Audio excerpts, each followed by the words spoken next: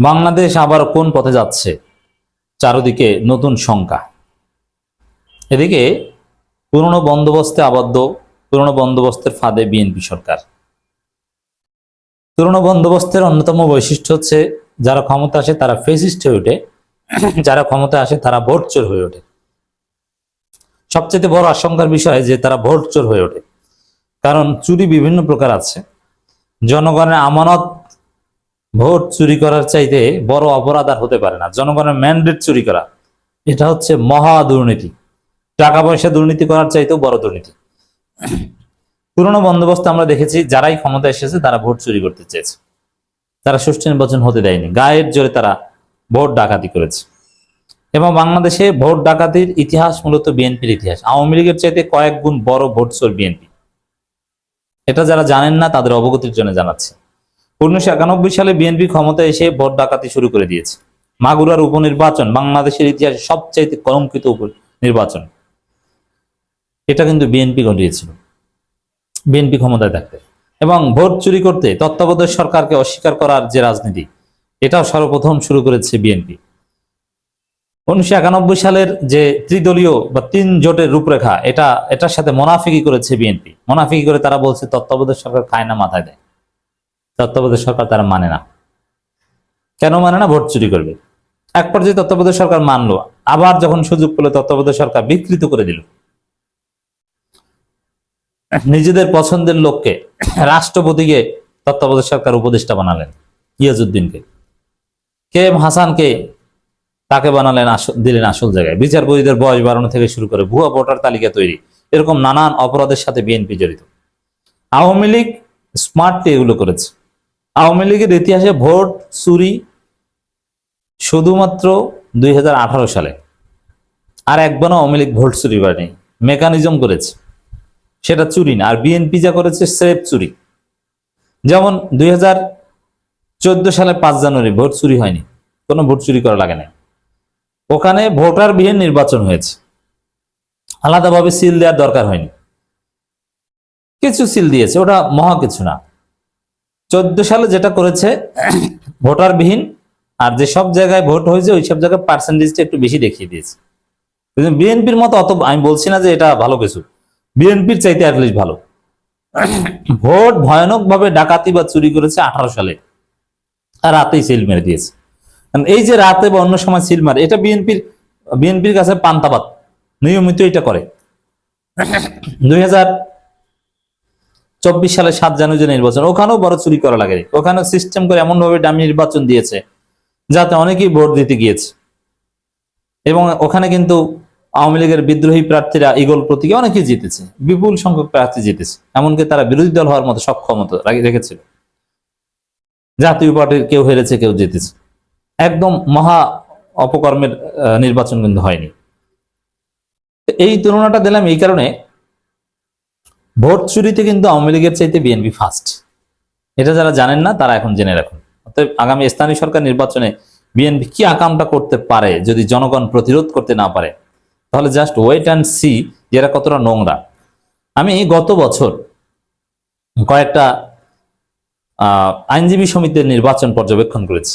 সেখানে দেখেছি যে অল্প 800, 1000, 1100 বা 900 ভোট একটা আইনজীবী সমিতিতে। আমি যেটা সরাসরি পর্যবেক্ষণ করি সম্ভবত 1100 ভোট। সে 1100 ভোটের একটা আইনজীবী সমিতির নির্বাচনে বিএনপির লোকজন ভুয়া ব্যালট পেপার ছাপায়, যেখানে আওয়ামী লীগ নাই, যেখানে তারাই জিতবে কিন্তু তাদের অন্য গ্রুপ বিদ্রোহীরা যাতে জিততে না পারে এই জন্য তারা ভুয়া ব্যালট পেপার ছাপায়। আপনি চিন্তা করেন কতটা চোর, এদের রক্তে চুরি, রন্ধ্রে রন্ধ্রে চুরি। সেদিকে দেশ যেতে পারে। শুধু এটা না, বিরোধী দলের উপর দমন পীড়ন, গুম খুন, হয়তো আগের মতো গুম করতে পারবে না, কিন্তু খুন তো শুরু হয়ে গেছে। এখন পর্যন্ত বিএনপি ক্ষমতা নেয়ার এই 15-16 দিনের মধ্যে 40+ খুন হয়েছে, যার সাথে সবগুলোর সাথে বিএনপি জড়িত। ধর্ষণের ঘটনা ঘটেছে, একদম তোলপাড় সৃষ্টিকারী ধর্ষণের ঘটনা ঘটেছে প্রায় 8টা।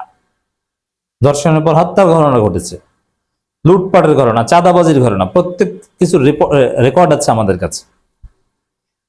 দর্শক, ফেসিবাদের যে উপাদান, পুরনো বন্দোবস্তের যে উপাদান সবই আছে। এই যে প্রতিষ্ঠানগুলো দলীয়করণ এবং দুর্নীতি সব আছে। যাকে ইচ্ছে বিনা কারণে বিনা নোটিশে মব করে বাংলাদেশ ব্যাংকের গভর্নর বা বিভিন্ন পদ, আইসিটির চিফ প্রসিকিউটর, তাকে সরিয়ে দেওয়া হচ্ছে, কাউকে মব করে, কাউকে জাস্ট একটা নোটিশ দিয়ে। মবের ভয় দুদক চেয়ারম্যান কমিশনাররা পদত্যাগ করেন। এবং এই পিএসসি টিএসসি দুদক সাংবিধানিক সংস্থা এগুলো যেরকম ইচ্ছে সেরকম নিয়োগ দিবেন। কোনো বিরোধী দলের কাছে ধর্ণা দেওয়া কিংবা জুলাই সনদে যেটা ঐক্যমত হয়েছে ওগুলো মানবে না।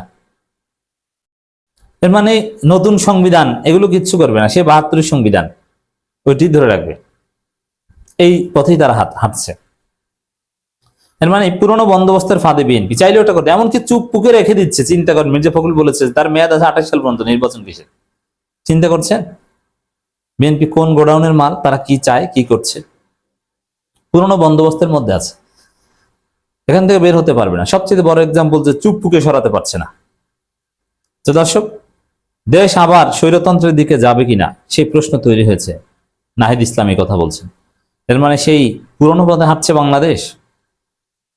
এখন নাহিদ ইসলামরা বলছেন যে এটা আমাদের ঠেকিয়ে দিতে হবে।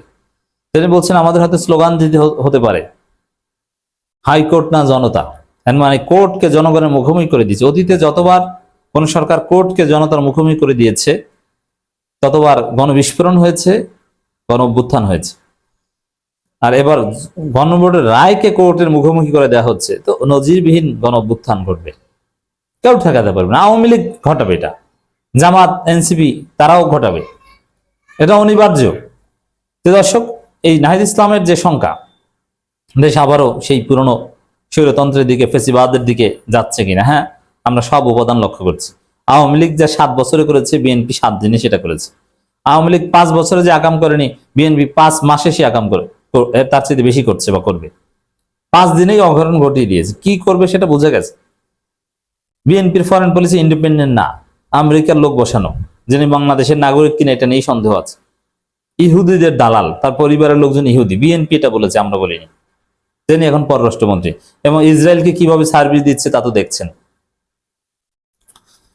এনসিপির আহ্বায়ক ও বিরোধী দলের চিফ হুইপ মোহাম্মদ নাহিদ ইসলাম বলেন, গণতন্ত্র দেশ থেকে দেশ আবারও একদলীয় স্বৈরতন্ত্রের দিকে যাবে কিনা সে প্রশ্ন তৈরি হয়েছে। দেখেন, বিরোধী দলের চিফ হুইপ এটা ঠিক করা হয়েছে, কিন্তু এটা কাগজে কলমে পাশ হয়নি।